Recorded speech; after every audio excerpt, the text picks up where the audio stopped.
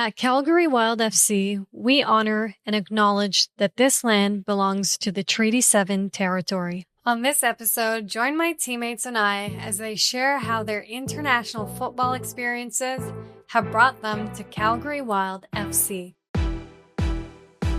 The official podcast of Calgary Wild FC. I'm your host, Farkhunda Muhtaj, midfielder and proud community ambassador for the Wild. This podcast is all about building a deeper connection between our club and you, giving our incredible fans a front row seat, uncovering stories of passion and purpose beyond the pitch.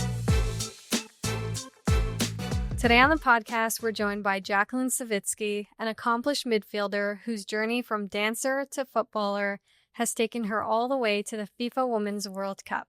Jackie grew up balancing both dance and soccer before finally committing to the pitch. We're also joined by Talia White, a standout defender from right here in Calgary. After 5 seasons with the University of Calgary Dinos, where she collected an impressive list of accolades on and off the pitch, Talia's career took her overseas to Australia and Ireland before returning home to her home city. This is going to be a great conversation. Let's get started. Thanks for joining me. Thanks for having us. I'm going to start off with you, Jackie. I'd like to know what growing up in Vancouver was like for you. You started out dancing before you took on football. How did you transition to a team sport from an individual sport? Well, actually, when I danced, I was in a lot of group performances, so it was still quite team-based. For the most part, I did them both simultaneously, but I think originally I actually wanted to pursue dance, but my mom said no, just because she felt like I was making the decision too early. And then at a certain point, the two sports were just conflicting, like schedule-wise. It was getting impossible to kind of pursue it at a high level in both areas. So I ended up picking soccer because I felt like I was just going to get further in the sport. Right. And how old were you when you chose football?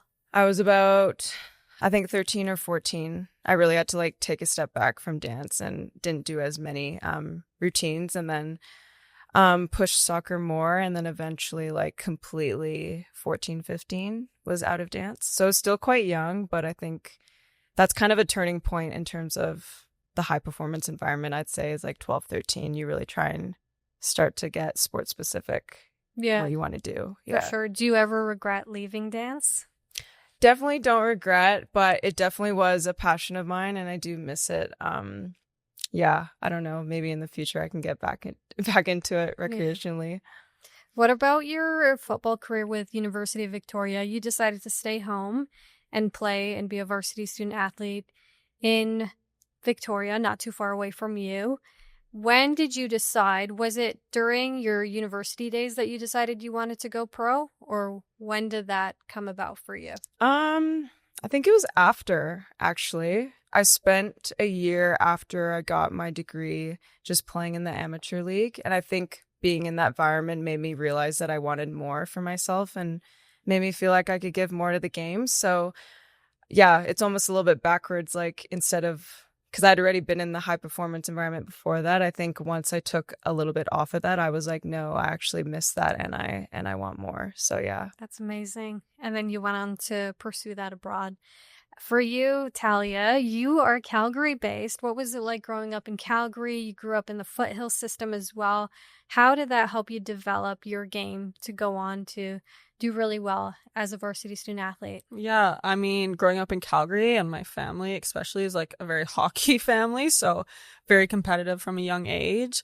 And growing up in the foothill system at the time, Foothills was the club to be at, and it was a bunch of UK guys running it at the time, so it was obviously another very competitive environment. And we had a good group of girls all the way from U12 up into U18. So I think sticking together just obviously helped develop us as one of the best teams in Calgary at the time. And then the same sort of group ended up going to U of C as well, which I think is a reason why I personally had so much success, is because we'd been together for so many years. Right. Okay. Yeah. That's odd because a lot of Albertans and Calgarians specifically decide to go to the States, but then you all as a group were at UFC, and that's probably why you were so successful, hey? Yeah, I would for sure say that's like 90% of the reason why. I think when we were sort of deciding on universities, we all kind of looked elsewhere. And then I don't even know what the turning point was for us all to stay at UFC, but I wouldn't have had it any other way. And I know they wouldn't either. And we got to spend like 10 years of our lives together from youth all the way up to uni. So I'm very grateful for that. Are you the only one that's still involved in the game today?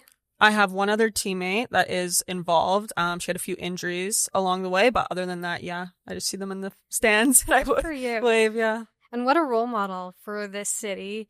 I think you've shown the dedication and determination it takes to get to the highest levels and to be able to give back to your city, but also be developed through this city is quite impressive.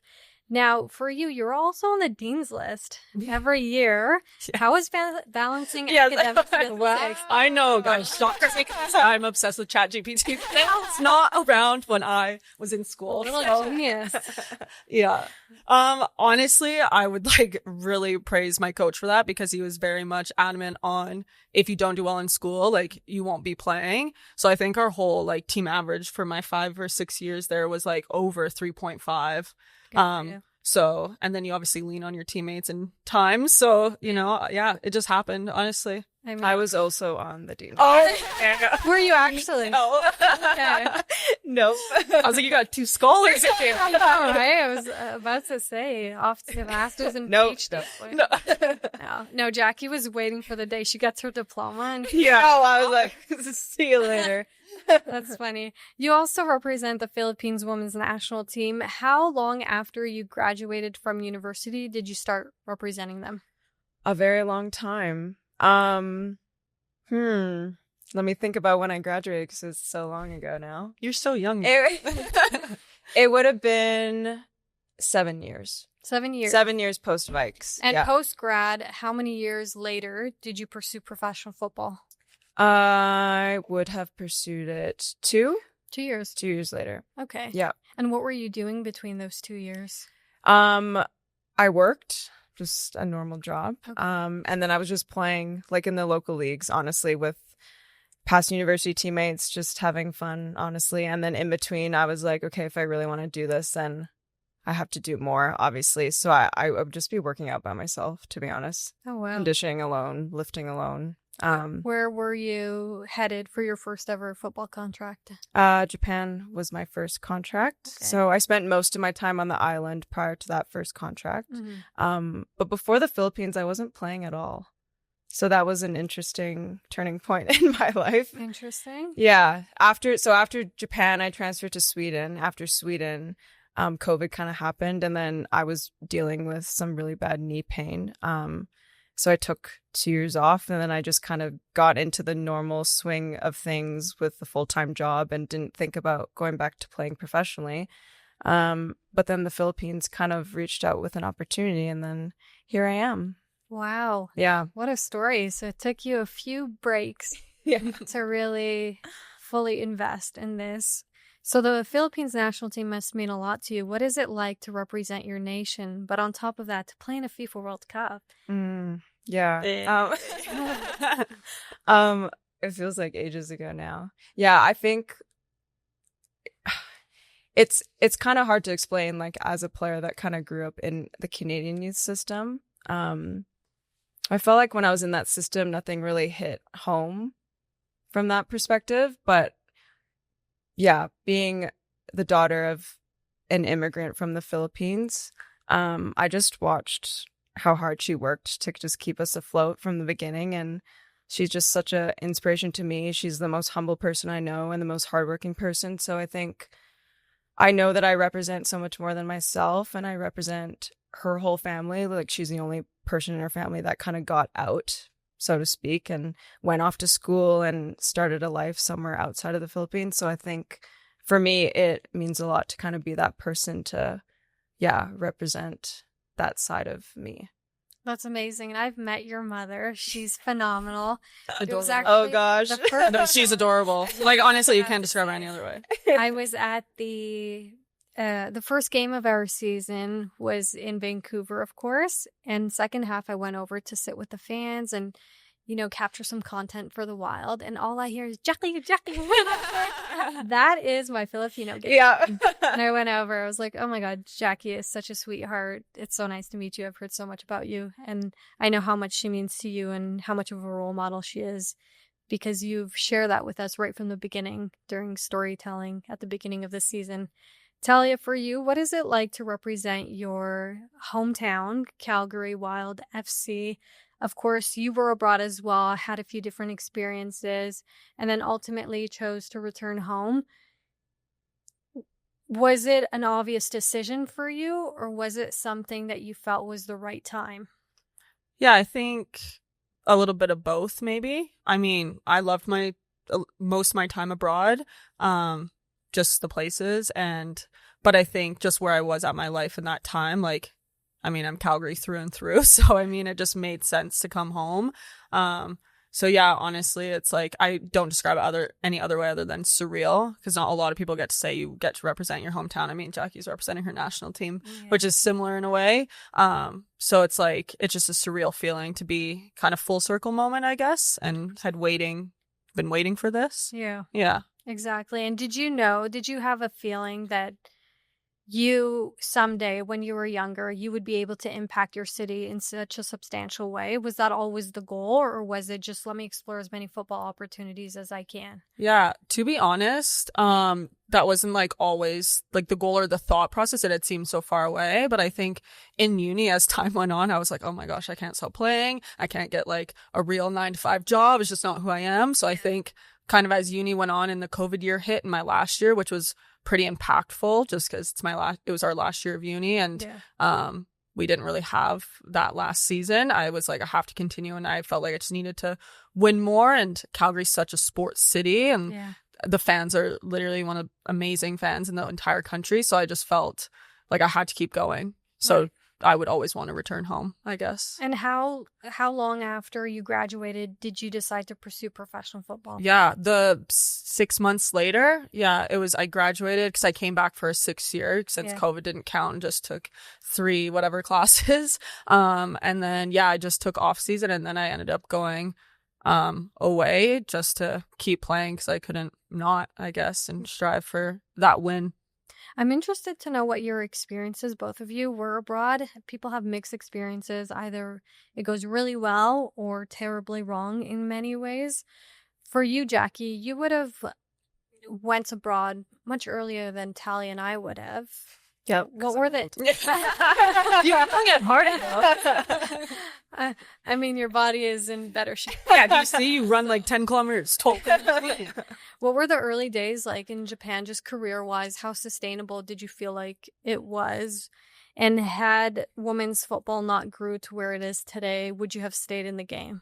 Yeah, it's a good question. I think I was fortunate to have started off somewhere like Japan that is quite ahead of the world, it seems, because my salary was decent, my very first contract. And I think from like maybe a club standpoint, there was a lot of improvements that needed to happen, but it was difficult for me to really grasp in that country because my teammates did not speak English. So I felt like I guess I was like Michelle on that team. Like, just like, I had no idea what was going on most of the time.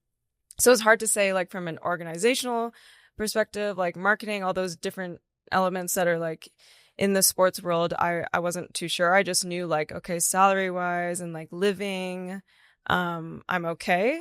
So Japan, maybe not the best example, but when I was in Sweden, that was kind of rough. Like, I worked a full-time job on top of playing full-time to just at least not even stay afloat. Like, I was like, I'm away, but I would like to save some money for my future. So that's why I did that. And it was exhausting. But I'd say Europe does a good job in terms of like ensuring they limit your expenses. So that was a plus. But yeah, all my experiences have been very, very different for sure. No, for sure. It's nice to see how much the game has grown throughout and to see those diverse experiences and bring it to a brand new club that you can share your insights. How about yourself, Talia? Because you were in the A-League and then also in, was it Ireland? Yeah. Yeah. So I was actually in MPL in Oz. And then I went to Ireland. So when I was in Australia, yeah, I like Jackie, I worked a job, but like just because I wanted to save on top of being there, because I just didn't want to feel like I came home and you're like not. And sometimes I'd think like, oh, if like you didn't really save up before you had left, or maybe people didn't come from some sort of money. Like, I don't know if some people would be able to go abroad and play. But my time in Australia was amazing. Like, my club took care of me like so wonderfully. And then, yeah, my experience in Ireland was sort of the opposite. I mean, at first it was like a good idea, and I think the club just had a lot of growth to do, and I think like I kind of just got the bad end of it, which is fine, you know. I think, and the hardest thing for me is I had to leave mid-season, which is felt like I was quitting, but I think it was the right thing for me and like the girls that were there to like for a change to be made.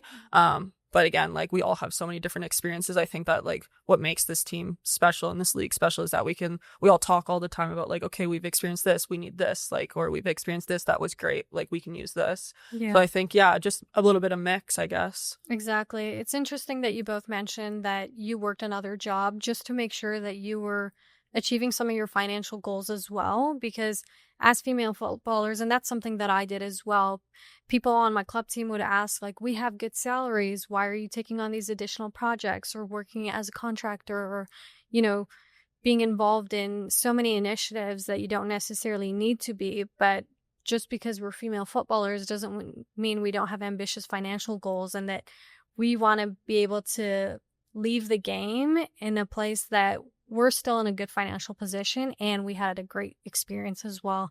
Jackie, what attracted you to come to Calgary Wild? Because you are from Vancouver, so you would have had the opportunity to stay closer to home, but decided to come join the Wild. Yeah, well, I was in Australia at the time, and I had every intention of staying for a third season. And I guess when the Northern Super League was actually going to launch, I think for me, I was just like, if someone reaches out with an opportunity, then I might just take it with two hands and go for it. But for me, I wasn't necessarily seeking anything out just because I was already contracted. But then Calgary just had reached out to me, and my initial discussions were really good. I had a good feel for the club, and I think I really wanted to be part of the inaugural season. Like, what a cool opportunity. I never imagined that I'd still be on the green at this point in time. So I was like, I don't want to pass this up. Honestly, like, if somebody else had reached out, I don't know, maybe I'd be there. But for me, I was like, yeah, let's just take it. I've got a good feeling, so let's just go for it. And what's been your favorite memory so far? Obviously carpooling with me. Yeah, your trio. Yeah, our trio. But Christy's now a duo. Yeah, I know. Correct. She's traded us. She broke off. Yeah, I know. The circus has been gone. Yeah, gosh, I don't know. I mean, that first game was I think that was kind of fortunate how it worked out for some of us that are from BC, got to be in BC place. Like, when I was a kid, I did national training camps like there. So it's kind of, it just felt like a full circle moment for me to be able to be there and be a part of it. So yeah, that's probably my favorite so far. Yeah, that was a defining moment, I think. Yeah. I'm not from BC, but that certainly hits all of us hard. How about yourself, Talia? Yeah, I think honestly making my debut at home in front of like friends and family, I think that's like a moment I'll like never will be taken away. And I think when I went on, I think I remember feeling like so calm in a weird way. Like, it was like honestly amazing. Yeah. I mean, since that game, what an impact you've made on the Wild, which is phenomenal. I'm sure even before that at training sessions, but I was actually speaking to Dill last game, just telling her how proud I was to see how much you've developed. But it wasn't even about development. It just shows that when you get opportunity and you get comfortable in that position, you're able to be your best self, which is obviously phenomenal. Because you're here for a reason. So thank you. I keep appreciate it up, that. Talia. No, for sure. You're off to great stuff. That's for sure. Are there any, aside from football, because obviously football takes up so much of our time and energy, and it's something we genuinely love and are passionate about, but outside of the game, what are you passionate about from a social perspective? Is there anything that you love to commit to or support because it's bigger than who you are. And what I'm referring to is, I know you are a huge advocate for equal pay in sport, and that's something that you've always mentioned. What is it that you do to, share your voice and stand up and help be a part of that change? Yeah, I mean, I think it was hard being abroad, I guess, but I think just sharing experiences and letting people know who we are, I guess, as it is the inaugural season, and just sharing like that we are like, even our salary this year is amazing, and just sharing like to the community wherever you are that like it is possible now. I think like that is the best thing you can do, is like share through experience, and that's sort of how I sort of voice my opinion on that. Yeah. No, that's awesome that you do, and it is headed in the right direction for sure. Jackie, for yourself, what are some things that you're passionate about? I mean, I think I'll just second what Talia said. I think the biggest thing for us is like making sure that we're still trying to push and like strive for more. I mean, I think from an inaugural standpoint, like they have done a good job for the foundation of the league, but I still think we deserve more and we can still push for it. And I think every club is probably, and all the players within those clubs are probably on the same page with that. So I think for us, like, let's not settle and like keep growing the game. And we're kind of the starting players for this league in this country. So I think that's important to like keep that mindset and keep pushing and keep growing. Yeah. And for you as a second generation immigrant, your parents are immigrants to Canada, so are mine. Some of the dynamics might be different, or the things that you do might hold a bigger weight. And so what does football mean to you, being a professional and knowing that you are hopefully influencing young Filipinas or immigrant communities to see that they can also be a part of this someday? Yeah, I think, it's kind of a hard question to like fully answer, to like, I guess, show like how does someone on the outside really understand it. I don't think anyone really does unless you're experiencing it. Like, obviously far you would know, but I mean, every time I go back to where I'm actually from, like, they don't have pitches there. There's certain areas of the Philippines that do, and that's unless you have money and can afford playing sport, like, you're not playing sport. Yeah. Sport isn't on your mind. So I think for me, like, maybe it's not necessarily to show that you can play sport, but maybe it's just a way for me to show like you can do something outside of where you're from, and like push them to be motivated to just get more for themselves, whether it's education, whether it's a job. Like, it doesn't have to be sport specifically, but I think that's an important thing for me, is just showing that things are possible, even if it might not seem like it.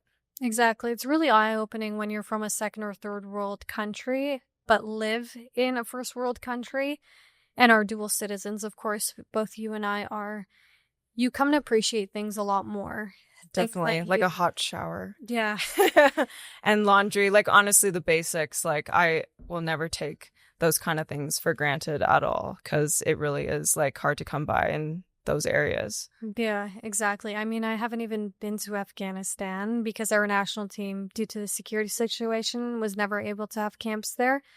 But I see what's going on, and I just can't imagine what the trajectory of my life would be had I lived and grown up in a country like that I love deeply, but just doesn't have opportunities or access to basic needs for many. So it is tough. But off to lighter topics is that we do have off days here and there, and a good time to rest up. And I know you both seem to be coffee fanatics. Where do you spend your time, or what is your coffee order, and what's your favorite cafe? Oh, my favorite cafe. Well, we've been loving Fennec. Yes. Oh, yeah? The one that's on the way to Winsport, which is perfect for all of us, because we'll either go there before or after. Their bagels are amazing. This is a Fennec ad now. Okay. Yes. Fennec, I hope you're listening for a sponsorship. No, delicious bagels, because they've got like fun cream cheese spreads. I'm pretty sure they make their bagels fresh, and they're like airy, kind of. Yeah, it's like a different kind of texture. But sorry, coffee. It's okay. We can have bagels. Yeah. Sorry. Yeah. No, coffee there is amazing. Yeah, matchas. They have really fun matcha combinations and concoctions. So, and if we're at Winsport every other day, it's like so Fennec is taking all our money. So that's where we've been going a lot of the time. Yeah. Coffee. Yeah. Yeah. Well, But we always are getting a coffee, I feel. Yeah. Oh, yeah. Yeah, you always walk in with a coffee. Yeah, I literally have to. It's It like, takes 2 sips of it. yeah. No, I never finish my coffee. I don't like the butt of it. Okay. Like the bottom. Like Right. it just, I can't. But like, It doesn't even get to half. no. I know. It's just, it literally wants takes to my come money. in, It's like an prove a emotional water statement. bottle, but coffee. Okay. Like that's how it is. Believe it or not, I've never had coffee in my life.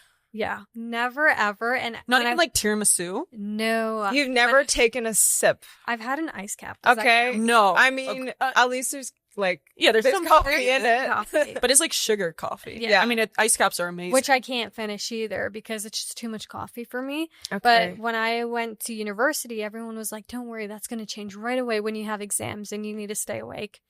Never had it to tea though? Oh, yeah. I love Okay. tea. I love okay, so tea. if we bring you a coffee, are you drinking it? Oh, no, absolutely not. Oh, I can't. That's So for the rest of the, you're never going to try it. Never plan on having a coffee ever. I feel like I Interesting. know how it tastes because of Coffee Crisp. So Okay, but coffee crisps are amazing. no, I actually hated Coffee Crisp growing up. Oh gosh. Yeah, you probably Worse. won't like it if you think that's a lot of coffee. Yeah, like you know when you had the sort of like Yeah. assorted chocolate, Yeah, the Arrow, the Smarties. All of it? Yeah, classic. Yeah. that would be left behind. That was Okay. never being eaten. That's for sure. Okay, well, you can share with us. Yeah, exactly. And did you guys know about Fennec through Sonia when she put that announcement out in the group chat, or just by passing by Winsport? Was it Jen, maybe? Maybe it was so. Yeah. She had said just like, by the way, there's like a new cafe. Because she knows everyone's in. Because Analog is like also close, but it's like on the other side of the highway. Yeah. So Yeah. it's not necessarily on the way. But that, yeah, I think it was so. Yeah, I can't remember. And we always need to pick me up in between lift and Yeah. training. Or on the way home Yeah. after. Oh. Okay, well, I'll need to swing by and try that place for sure. Yeah. Okay, we're going to wrap up with some fun. I'm going to ask some rapid fire questions and Oh, you're going no. to answer. It's 2 different questions. So I'll start off with you, Tal, and then move on to you, Jackie, and we'll go back and forth. Okay, your coffee order. What do you get usually? I usually get a skinny latte. Okay. Skinny? Do you know what skinny? No, I'm like, Oh my God. for someone that knows nothing Yeah, about coffee. it's like skim milk or Okay. 1% milk. Okay. Yeah. Okay. That's, Hopefully that's yeah, not as... It's nothing crazy, Okay. but For you, Jackie, the toughest opponent you've ever faced? Like a player or team. or player? Sweden. Hmm. Sweden. Okay, what was the score? Or maybe I shouldn't ask. She's like, I'm not telling you. you have to search it No, up. Sweden's a great team. I think it was like 5-1 or something. That's not terrible. Yeah, we scored a goal. Yeah, because Sweden's one of the top 10 for sure.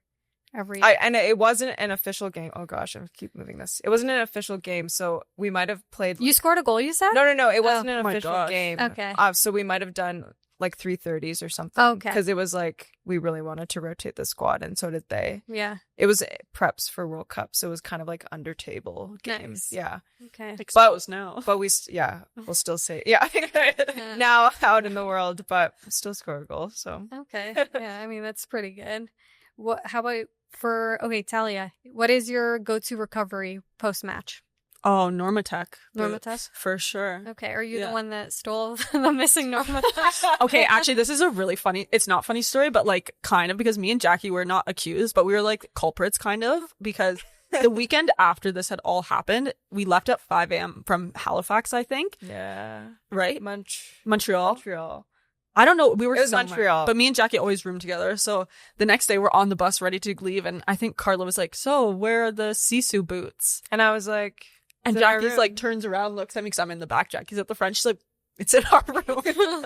And so we tell Carla she has to run up literally at 5 a.m. to go get the boots that we left in the room. Yeah. But the boots that have been lost weren't us. Yeah, we don't need to expose anyone. And honestly, we don't even Yeah. know. no, we're fully Okay. investigating. We're Okay. fully investigating and we still don't know who it is. Okay, so it wasn't you. No. That's all we need to know. Oh, yeah. If you weren't a footballer, Jackie, what would you be doing? Oh, I'd love to be like a stylist. Oh, yeah? Yeah, You do have funky style. thank you. Yeah, and, like in a good way. I've seen you wear like different patterns, different textures. Yeah, I kind of like to.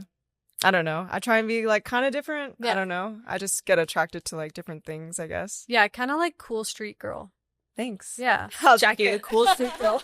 I'll take I it. could never pull off a cool street girl, so I'll give that to you. Well, I have nothing to wear to like anything professional. So. I have to braid your closet for that. Oh, thank you. It all works out. Talia, who is the teammate that is most likely to make you laugh?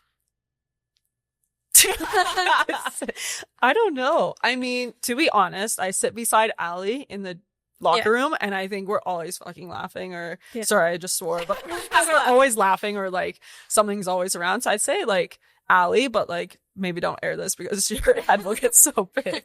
Allie's pretty funny. Yeah, she's so funny. And what's your favorite Calgary spot so far? Whether that's dining in, cafe, Gosh. I don't know. I feel like I haven't explored enough. Well, okay, recently we went to Blue Rock. Yeah. I don't know if it's lounge or... Yeah, it's like a jazz club, like kind of underground. Okay. I was very impressed with like the aesthetic of the place. Yeah. Okay. I was like, I did not know this existed in Calgary. I feel like I'm in LA right now. So the ceilings are like all mirrors. So that's a recent discovery for me. Is it new?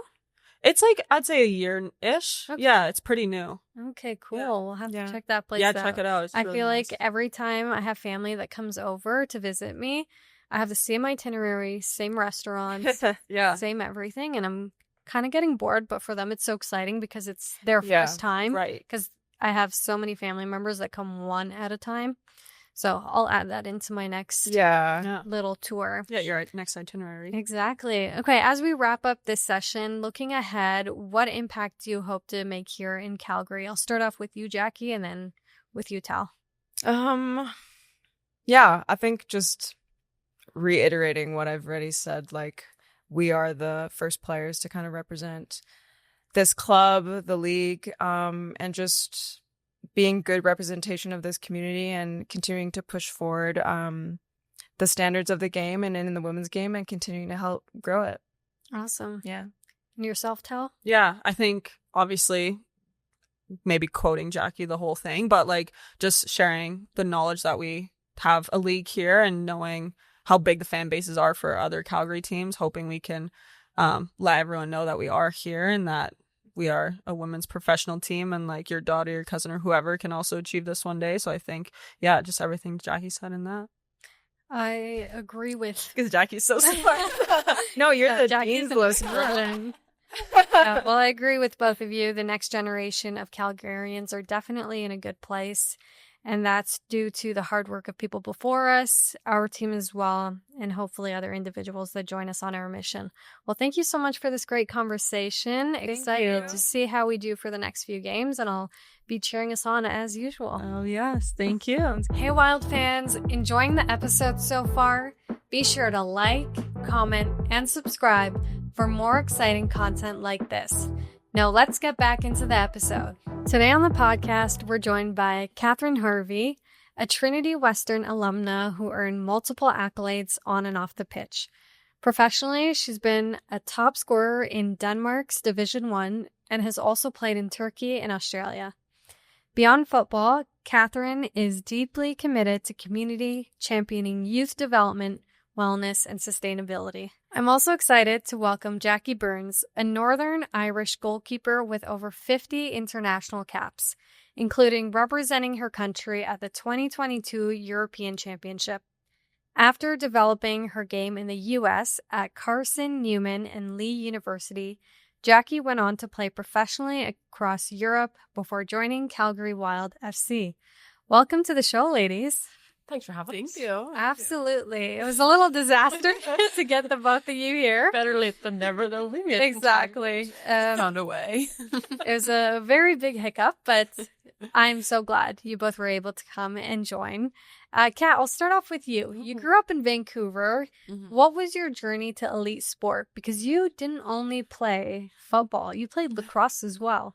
Yeah. Like elite as in like professional sport or kind of that whole journey from youth to university. The whole journey. Okay.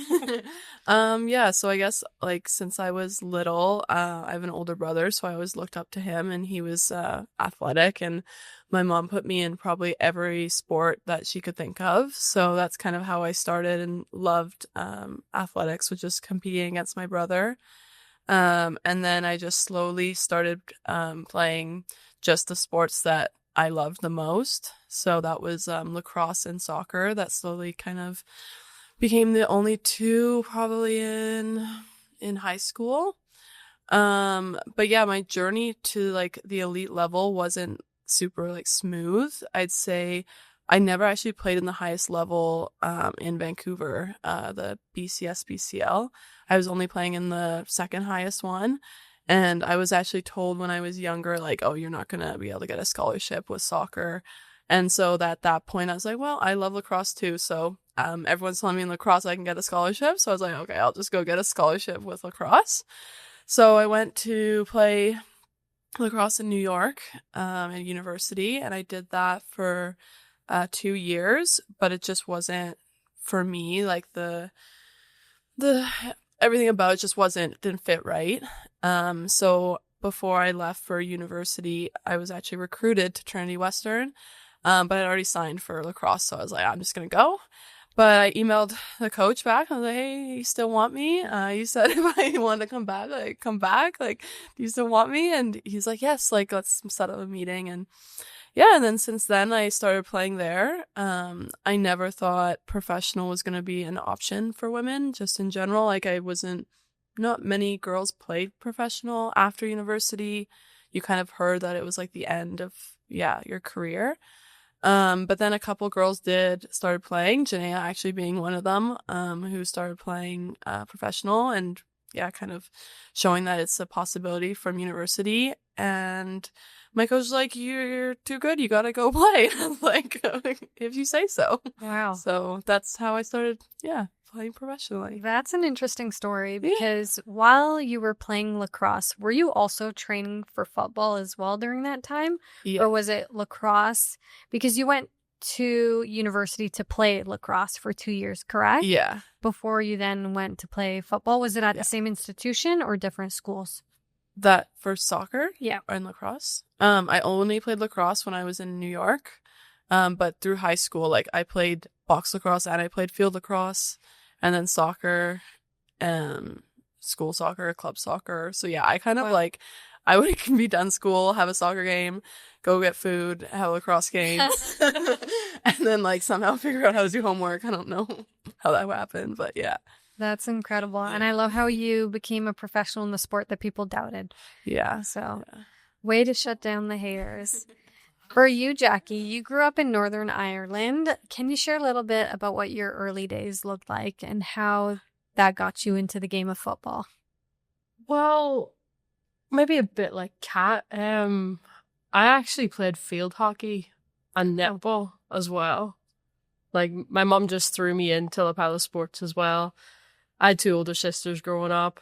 Hockey and netball were very much the sports for us. I don't think I started playing soccer till I was like 8 years old. So that was kind of like what they would say, like a late bloomer type thing. Yeah. And that was more or less just because my friend at the time, he played. And I was like, oh, I'd love to like go and try it out. In terms of getting into the goalkeeping, that was a bit different as well. We were playing like a game and it was try every position. If a goal goes in, you switch positions, no problem. And I went in the goals and I just loved it. And I just never came out of it from that stage on. Saved every ball. Saved every ball. Not switching. And I just remember going home and telling my mum that day. I was like, yeah, I got to play goalkeeper. It was so much fun. And my mum looked at me and was like, you're playing football. She's like, I don't want you to play. Like, you should go chase the ball around. So, like, she was a bit annoyed that I, like, picked the one position that didn't involve doing that. Yeah. And from there, like, I played with a boys team for a long time because that just seemed to be the norm as well. And very few people would have had girls on their team. Yeah.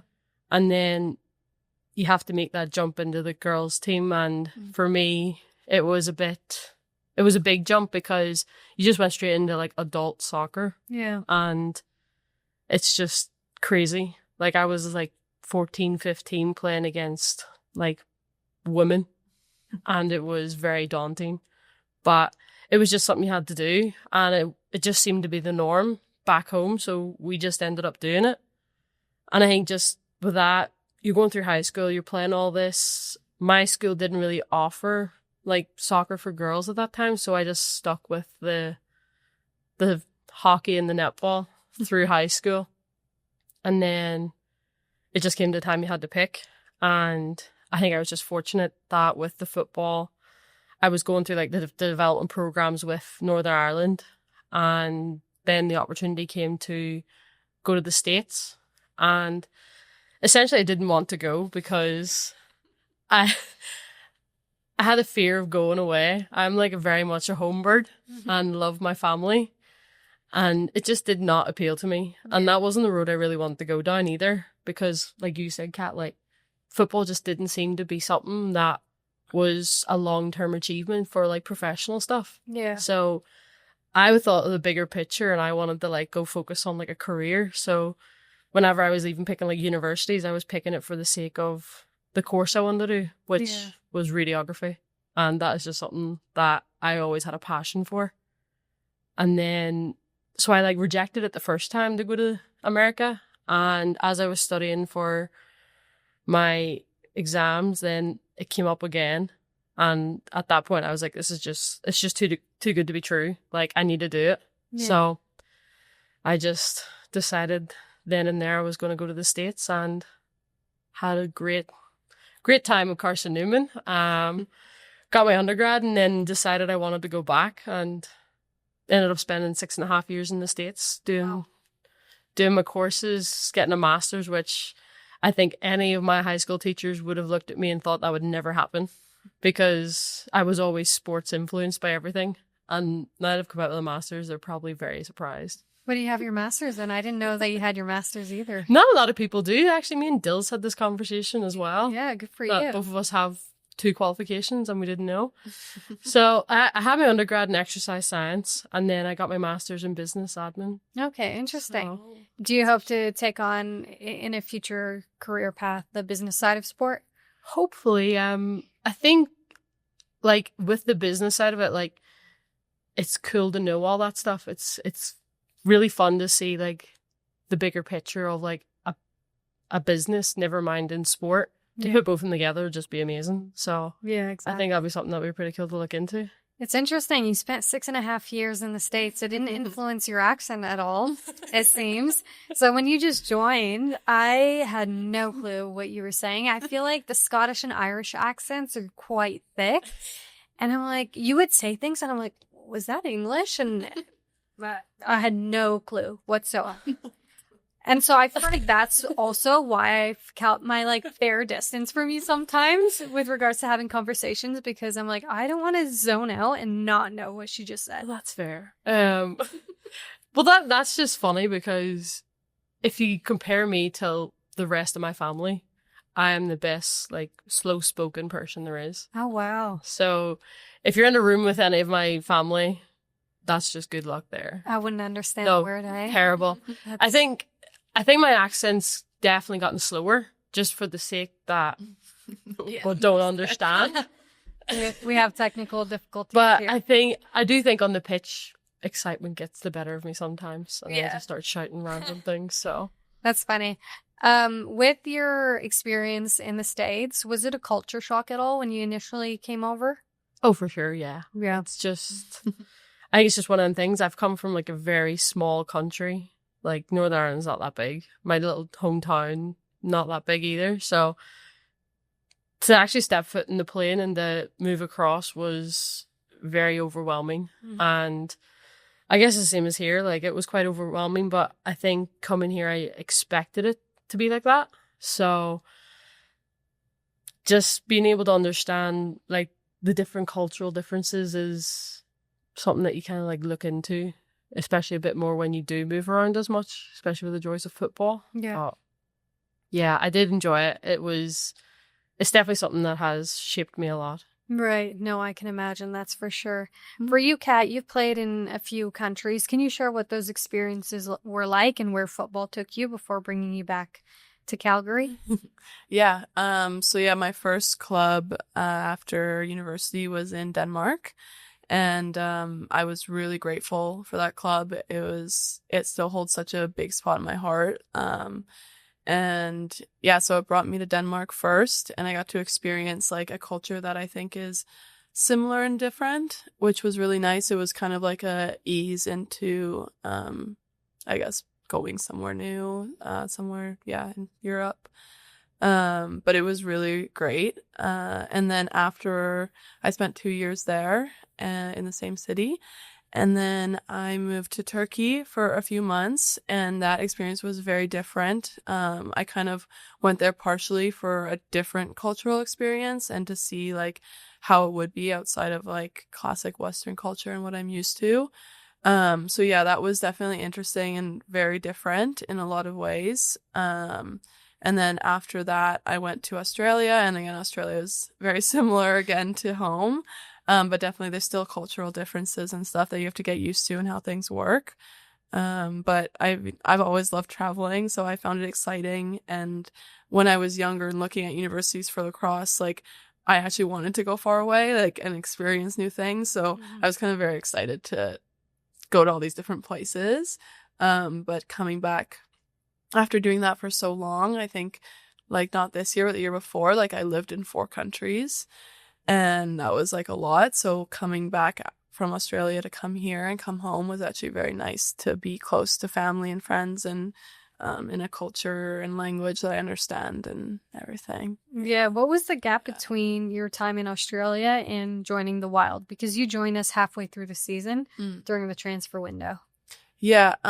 So my season with Australia ended in mid-May, I think. Okay, no. So yeah, so after that I went traveling with my mom to Japan for 2 weeks, which was cute, and then was home for a bit before I came over. Good for you. Did a whole world tour before you made it back to Calgary. That's amazing. And for you, Jackie, you also played in multiple countries as well. You played university football in the U.S. and then went over to a few different countries, Sweden, England, and now in Canada. How has playing in such diverse atmospheres or environments influence your football style? Good question. That's a good question. I think you just value like the understanding of the game. Like it's obviously a very universal sport, so not a lot changes, but I think just being in different countries, you just learn like so much. So like being in Sweden, I think my biggest like problem was obviously the language barrier. Yeah. So it was like trying to figure out ways around that. And maybe for you as well, Kat, like going to Denmark was definitely complicated in terms of the language stuff. Yeah. But I think because you have that common interest of football and you sort of understand maybe where they're trying to come from, that you understand the game a bit more with them. And then, I mean, going over to England, like, I think it's just like for us, something that you want to be a part of because in England it is growing so much. Yeah. And I was fortunate enough to get like in with a club like Reading at the time. And they were always like a constant within the Super League. We had a very unfortunate year that we got relegated until the championship. But like in the Super League, you're playing against some of the best players in England, in Europe. And that's something that I just find so amazing that I was able to share the pitch with them. And I just think, like, looking back even at, like, my debut, I'm playing against Arsenal. And incredible. You just don't know you just can't comprehend it at the same time because you're all playing football. And to be playing it against such a big opponent is just unbelievable. Did you play against Lydia then? Was she assistant coaching at that time? Arsenal? I actually think she was at another team at the time. Okay. Leicester, probably. Yeah. So we did meet each other, I think once, because we actually had that conversation when we were having like the call. Mm-hmm. And I think at the time both of us were having a tough season. So both of us were able to connect in that way. But yeah, it's even funnier to think of that as well. Like I've known Lydia, all of Lydia, from playing against her. And it's just, even football is just a small world, and then you move on and have different challenges. So even with like Reading moving down, getting relegated into championship, and like that was even a challenge in itself because the club was going through its own struggles as well in terms of investment and financial stuff. So it always just seemed to be a bit of a challenge, and seeing like that side of it can be quite daunting as well, because it's such an unknown to what can happen with the club. Yeah. And at that point, it's like, how does the team react to these things? And we were lucky that as a team, we were very much together in it and wanted to prove ourselves to the club and to have us see value within ourselves. So we really pushed that year, even though it was very complicated, and avoided, like, again, another relegation. But it was a very challenging year in that sense for that. And what did you learn from that challenging year? I think it was just about, like I said, like the team, like we can't control what was going on with even the men's side. Like they were struggling too financially. Ownership was all much a struggle, and we were given like bare minimum stuff. Like it was as if the women's side was just really forgotten about. Yeah. And I think we just took that as fuel to prove it to them that we don't need what they have.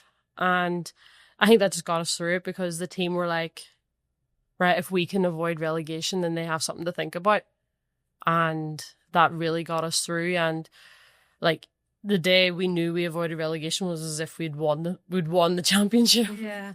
Because like we've been through the whole year together. It's something that you just struggle with, and then till just finally get the sigh of relief knowing that you've secured like another year is something else. Yeah, I agree. It's the difference between winning together as a team and how that brings you together versus going through challenges as a team and how that brings you together is so different. And of course, we want to win and make sure we have that winning mentality. But I think it's really through those challenges that you really get to value each other and the effort you put for not only yourself, but those around you. And what this means in the bigger picture is so important. And you've certainly done that yourself. I'm curious to know what brought you both to Calgary Wild FC.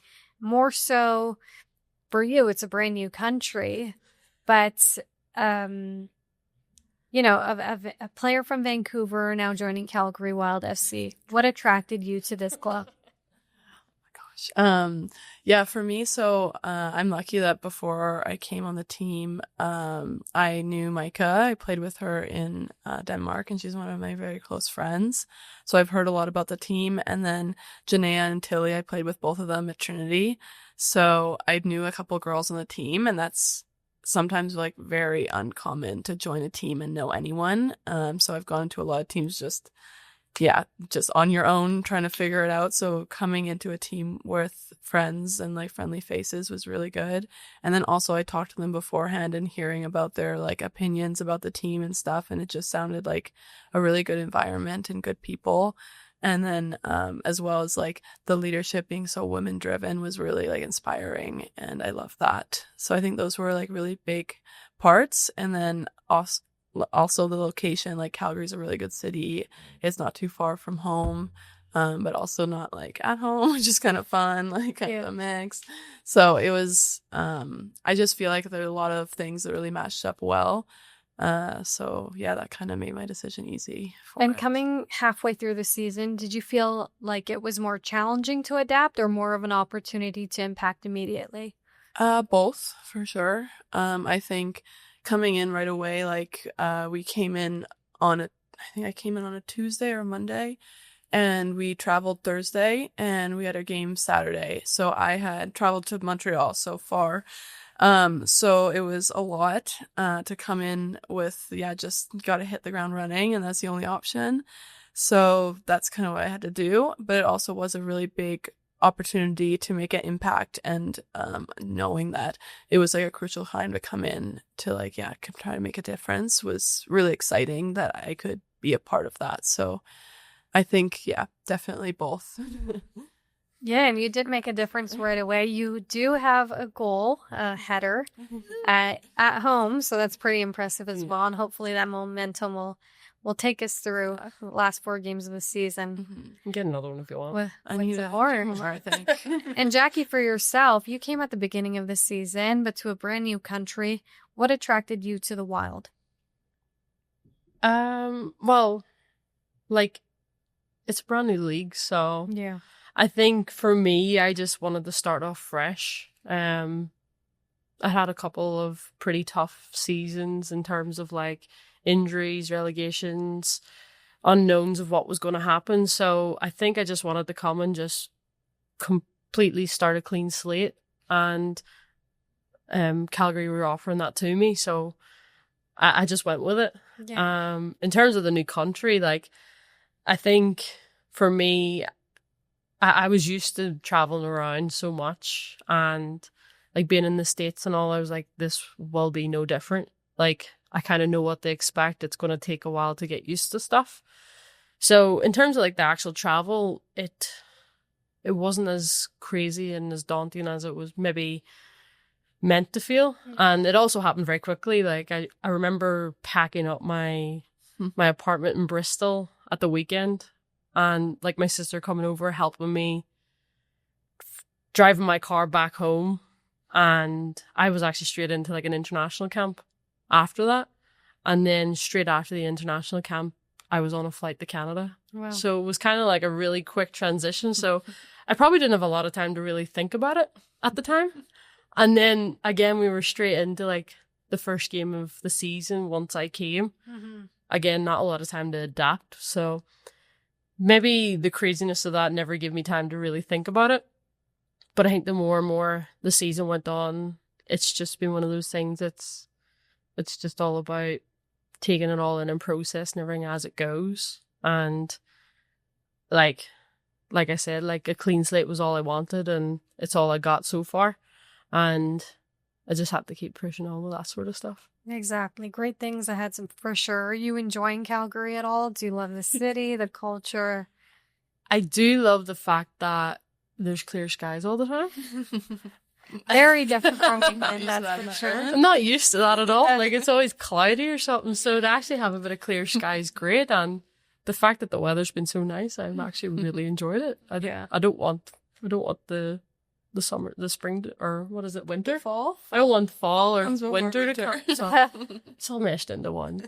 All I can think of is the fact that snow's coming soon, and I'm not looking forward to that because I actually missed it when I came. So That's true. everyone talked about how bad it was, and I'm not ready for that. It was pretty bad in February and January. Oh, gosh. I still remember because when I came in, I was limping. And it was really snowy, slippery everywhere. And the first week that I had come, I didn't have my own car yet. So I was in the process of getting one. And I was like, okay, I need a few things. The dollar store is literally 500 meters away. I'm going to go walk. Nothing could potentially go wrong. The amount of times that I slipped, I remember the exact same spots. That was Traumatized. I'm traumatized from that route now. And it was like the cold that like got to your bones. It was ridiculous. That 500-meter walk, which is nothing. I was considering taking an Uber on the way back because I was like, this is crazy. It would have been like a 30-second Uber ride, but I ended up walking. And that's how cold it is. That's how crazy it was. No. Yeah, it was rough. Moving on to some things that you do off the pitch. Of course, football takes a lot of your time and energy, but there's so much beyond football that you both are passionate about. Yourself, Kat, you're involved with supporting underprivileged communities. Can you share more about the work that you do and how that's influenced your life positively? Yeah. So I was lucky, like at Trinity, our head coach, he started a nonprofit, Team Up. And Janaea works for them as well. Yeah. And so I've got to go on a few trips with them to Peru and Paraguay. And then also locally, one of my friends, she started a nonprofit like soccer camp that was going on through one of the schools in a community with a lot of immigrants and like with like parents with not a lot of money and stuff like that. So I've got to work in that area as well. And yeah, those have definitely had like huge impacts on my life. Like I forget sometimes because it's been a while since I've gone on them now, and just being away, it's harder to find those opportunities to get involved. But yeah, when I was in university, we went and did those things, and it was, it's just so impactful. I can't even put into words really exactly what it was, but it's just, it gives you such a joy, that you know that you're giving the game of football to someone else and someone who might have not been able to get it. Yeah, no, exactly. The difference you're making in their lives and the impact they leave in yours is substantial. It's good that you're using football for a greater good, because that's what we should all be doing with our platforms. Now, Jackie, for you, you've also mentioned that I'm curious to know what you do love to do off the pitch from a social impact perspective, if any, but you also have some role models, Simone McGill and Sarah McFadden, that you look up to. What lessons from them do you carry into your own career from a football perspective or maybe a life perspective? And then what do you do off the pitch, if any? I have a feeling that's nothing because you're laughing. Funny. Both of them, they're very good characters. Both grew up very close to me, and we came to like the same clubs. There's quite a gap between all of us. Like Mac, Sarah, she's the older one, and then Simone's in the middle. But they just had like very similar ways. Like they never thought that pro was going to be a thing. Mac, she actually went over to the States as well. And then Simone, she's actually one of the first girls from Northern Ireland to turn pro. And at that point, it was kind of like, this is possible then. Yeah. So she sort of paved the way for me that if she can do it, I can do it. So that's what I take into consideration with that. But both of them are very great characters. I play in the national team with both of them as well. And just them as people, they're just so caring and have just bigger passions and are so passionate about the sport as well. And it just fuels everyone else. Yeah. And I just think having people like that, like around you, just makes everything better. I bet. So they're still on the national team with you currently playing? Yeah. Simone's now our captain. Great to see. Like, she's been on that team for a long time, and it was only a matter of time before she actually made the step up to the captaincy. And similar with Max, she's one of our over 100 caps players. She's in our defensive line, and for me, just watching her play, she's kind of like, she'll probably not like me saying any of this, but it's like, she's old school. Like, she'll put in a tackle, like a big slide tackle, and me seeing that, I'm just always like hype seeing it because it gets me going, because I'm like, she'll put her body on the line for me, so I may do the same for her. Yeah. And me and her just always had like a great relationship. Like, even off the pitch, she would just tell me to like, stop stressing, and we'll be like, you'll be all right, or she'll just be so chill. And it just gives you a sense of, okay, right, if she can say that, then that's probably the right thing to do. So I will settle down and not think about it as much. So she grounded me a lot. Really good advice to get from a teammate for sure when you're going through some of the similar challenges maybe on the national team, but also unique ones at a club level for sure. Before we wrap up, I do want to do a quick little quick fire. Oh. Time for some fun. I'm going to ask each of you some questions, so I'll go back and forth between the two of you. I'll start off with you, Jackie, and then you can answer and let me know. Who is the toughest striker you faced? Oh, you could have started off easy.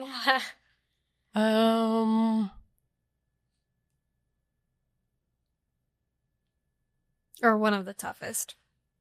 We'll say Ellen White. Okay, wow. Sorry, I set the bar really high there. Yeah. But, I mean, you're playing against England. Yeah. So whenever we played against her, like, she just was always complicated. Of course.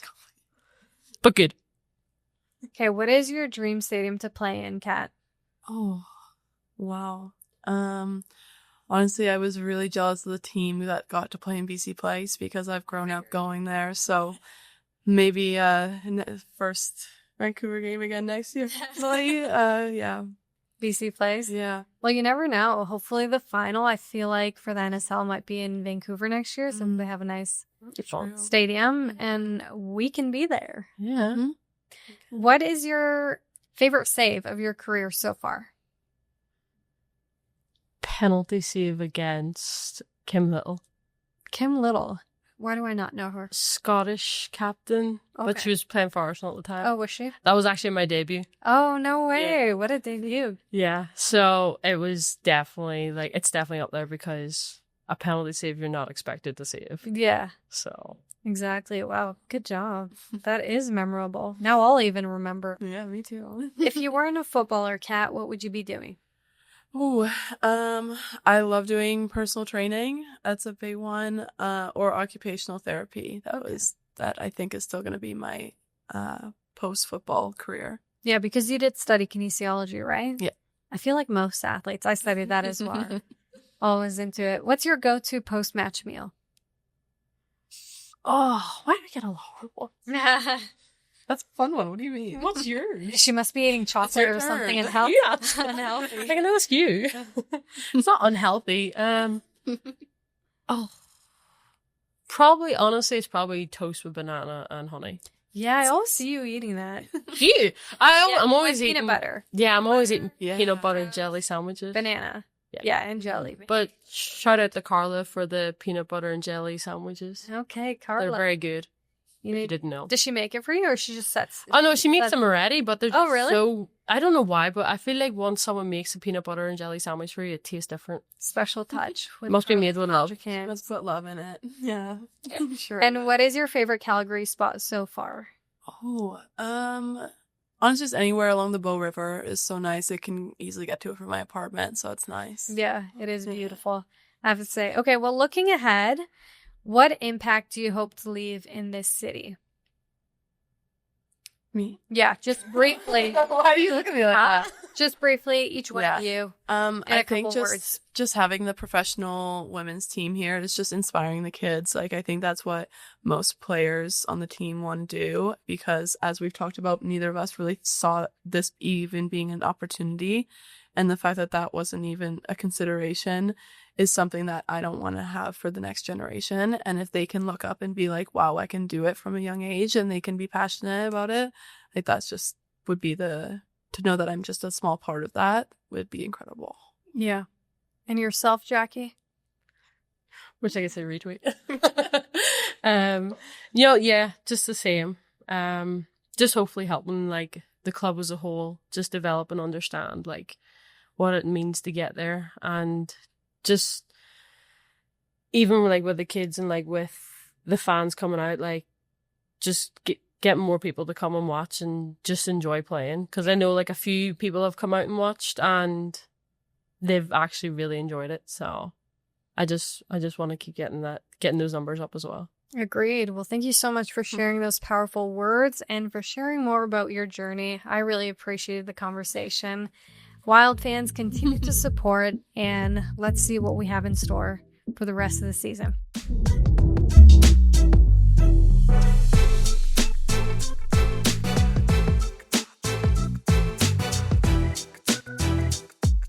Hey, it's Farah here. Be sure to select the next episode and enjoy some more wild content. See you soon.